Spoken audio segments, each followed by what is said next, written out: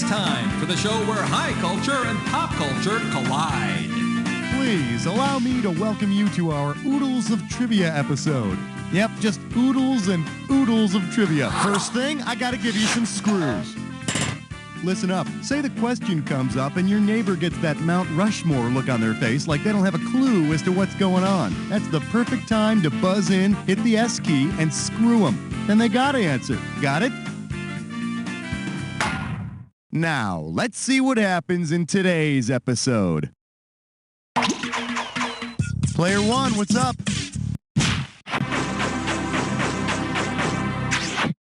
Whoa.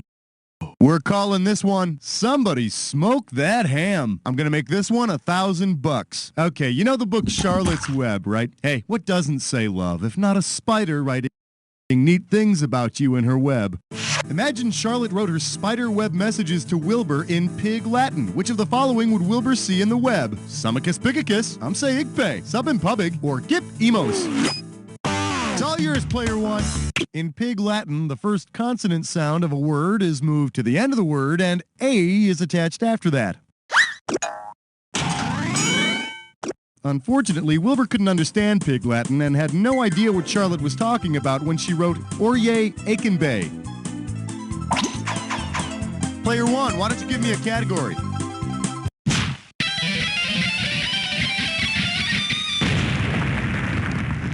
For your viewing pleasure, 100% George Burns free. $1,000 if you get it.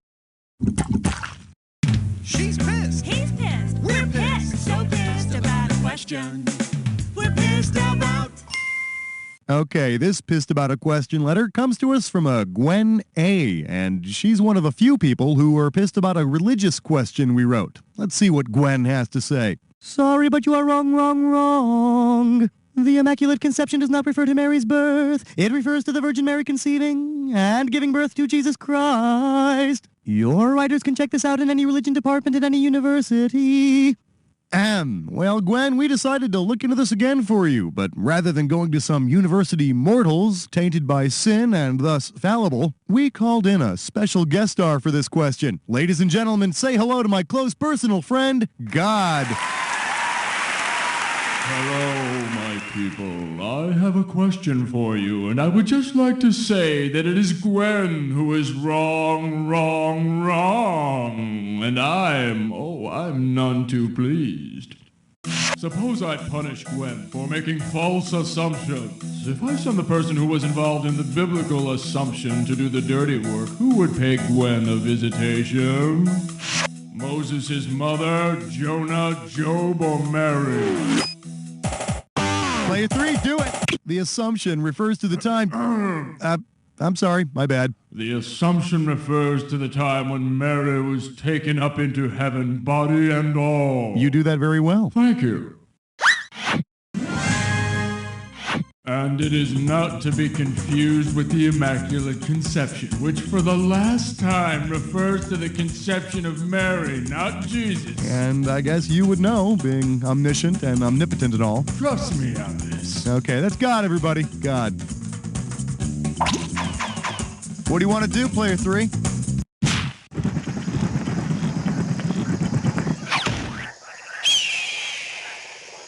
This category is known as say a few words and flush it down the toilet already. $1,000 at stake on this one. Okay, so the dodo bird is extinct, but what really gets me is that we never gave them a proper ceremony.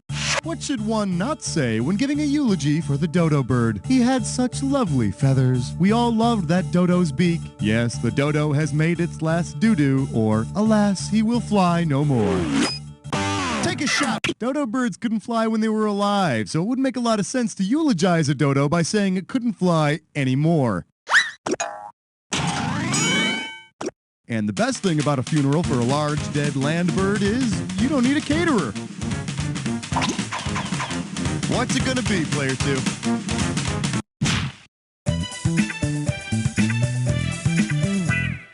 Well, what do we have here? I'll take a beer. The fairy tale is paying for it. You get this one, you pocket $2,000. All right, give me your best shot. Suppose you go to Mother Goose's Bar and Grill and order a prairie oyster. What will you most likely hear the bartender yell? Humpty Dumpty, get your yolk over here. Jack Horner, stir this with your thumb. Miss Muffet, start hauling your tuffet. Or Mother Hubbard, I need a bone.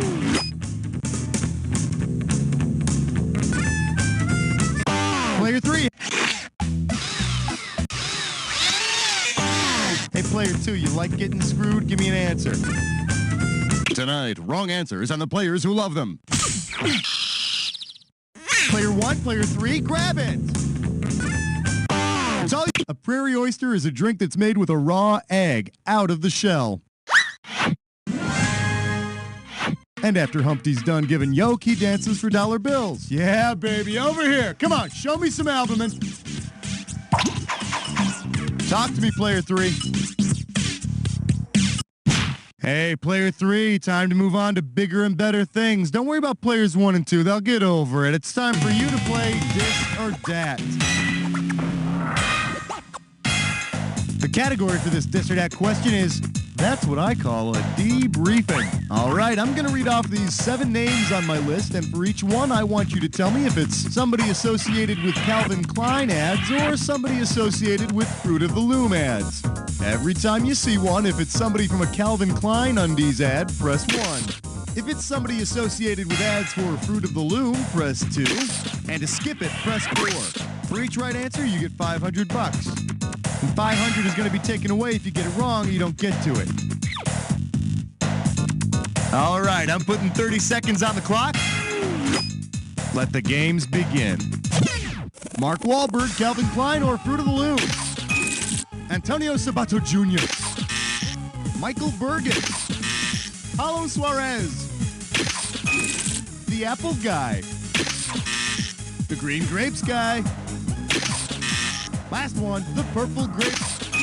That does it. Hey, you only got 3 right, but look at it this way. It's over.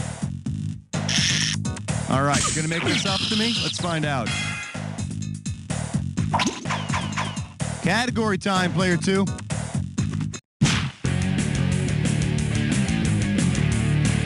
Let's have a big warm welcome for, is it okay if I use Elton's John? $2,000 for a correct answer. Put your head between your knees because we're going down.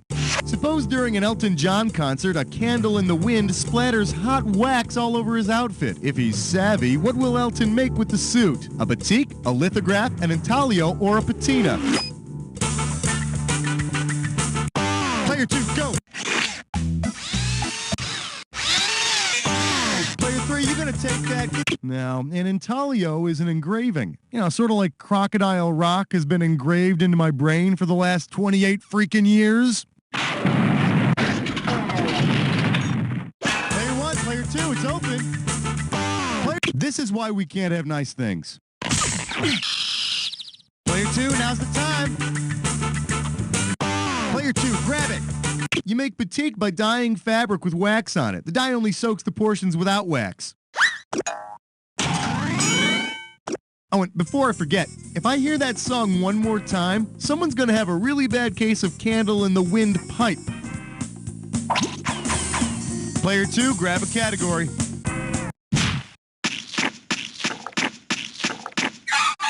Here we have...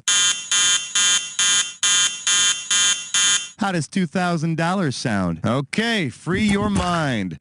If you hit the snooze alarm on your biological clock, which of the following would you not be postponing? Circannual rhythms, circadian rhythms, Cambrian rhythms, or ultradian rhythms? Player 1, do it.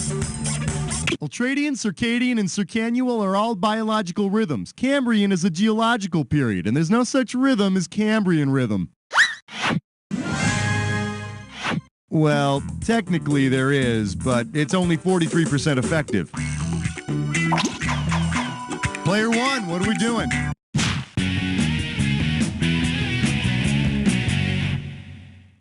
I believe this one is called, At 46, I'm Still the Luckiest Boy in the World. You get it right, I'm putting you up $2,000. Ah, Pee Wee Herman. Remember how on Pee Wee's Playhouse he'd end each show by flying off on his bike, and I dare say, flying into our hearts? Well, Suppose Pee-wee wants a buddy to join him on his airborne bike rides, because he's had plenty of experience with flying bikes. Who would make the perfect traveling companion? Take a shot. E.T.'s been known to fly a bike or two, so he could buddy up with Pee-wee. No problem. Hey, how about that? I made it all the way through a Pee-wee Herman question without making one single reference to masturbation. Somebody give me a hand. Your call, player 2. Uh-oh, fresh slut tits eyesore. It's time for a Gibberish Press Run. Your gibberish category for today is poison ivy in the potted meat section. $10,000 right off the bat for this one. Now here's the deal. The more time you take, the less cash you get. Tell me what well-known phrase this rhymes with. Fight a canned rat, pleads Drew, and just ignore the wacky punctuation.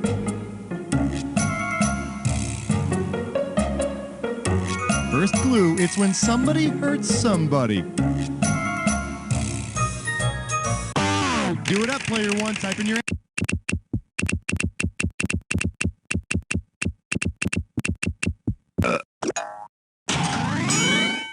Here comes the choo-choo train. Here it comes. No, it's not carrots. It's a choo-choo train. Chugga-lugga, chugga-lugga. Here it comes. Ow! Player 1, your choice.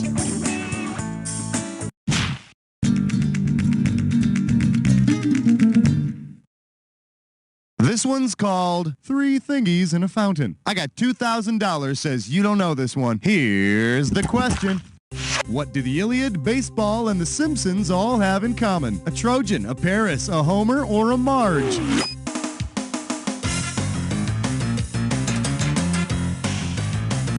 It's all your... Player 3, give me an answer. No. Stay rank. Don't. Player 1, player 2, go get it. Player 1, do it. The Iliad was written by a guy named Homer. A home run in baseball is called a homer, and the dad on The Simpsons is, say it with me, Homer. And all three also have a lot to do with scratching in public. Hey, why do you think the Greeks wore sheets all the time? Easy access.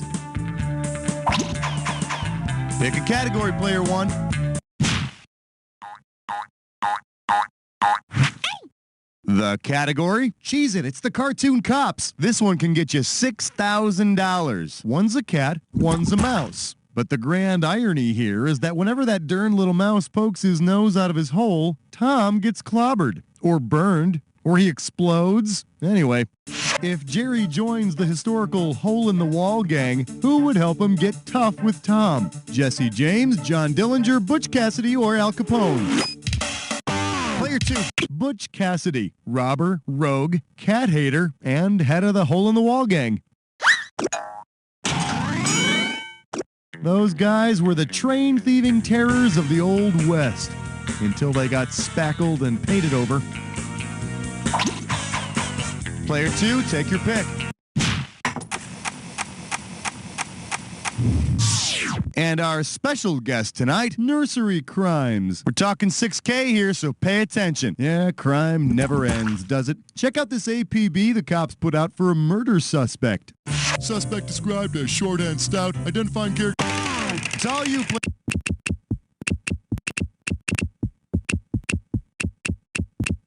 I think it's time we started seeing other people. Player 1, player 2, who wants it? Player 2, go. You should have bought a vowel. Player 1, yeah. I'm a little teapot, short and stout. Here is my handle. Here is my spout. When I get all steamed up, I just shout, "One step closer, copper," and this packet of sweet and low meets its maker. Player 1, give me a category.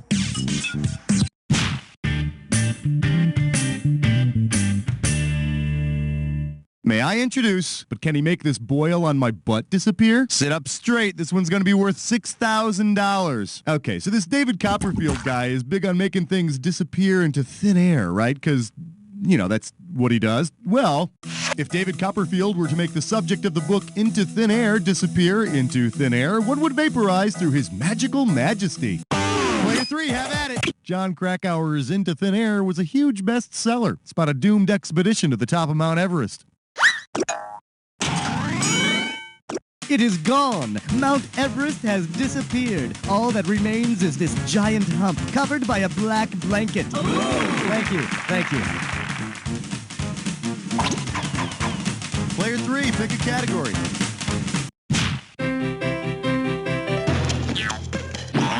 The category is cats who walk erect. You get it right, you get 2K. Pencils ready. Let's do it. Suppose a tomcat is out looking for some tail. What type of kitty is bound to disappoint the lusty feline? Tabby, Cheshire, Manx, or Siamese? Player 3. Most Manx cats are tailless. So if the tomcat is looking for some tail, he's not going to go there. Personally, I'll date any cat, as long as it's been declawed.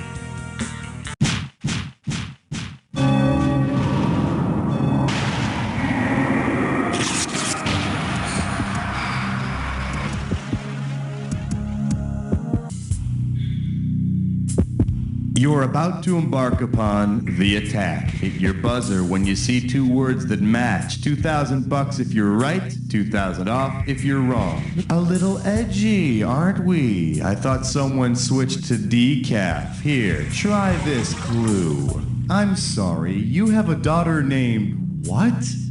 Don't worry, I'll get her home by midnight. Have fun.